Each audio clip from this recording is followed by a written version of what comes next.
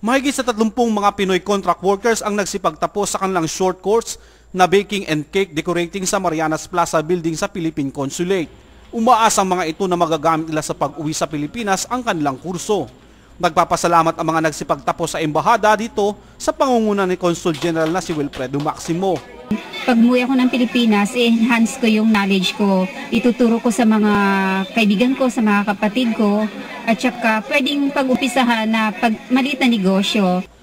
Sa hirap ng buhay, ang ganito mga short course ay malaki ang magagawa sa isang contract worker upang maitaas ang antas ng kanilang kaalaman at madagdagan ang kanilang mga kakayahan.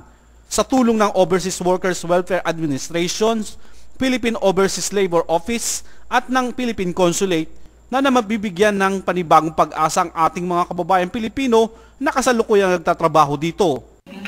For our people, not only to depend on their jobs, no? Kailangan din tayo ay magkaroon din ng lakas ng loob na pumasok sa negosyo, no? Dahil sa ito lang ang pamamaraan para maiaangat natin ang ating mga sarili at nagiging tulong din tayo sa iba pa nating mga kababayan.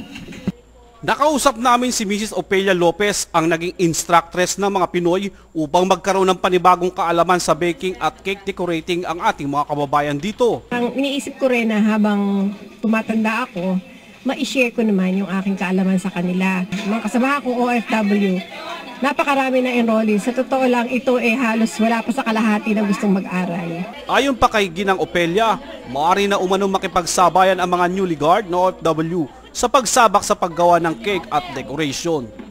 Mula dito sa Saipan, Chris Melindo para sa Hataw Balita ng UNTV News Worldwide.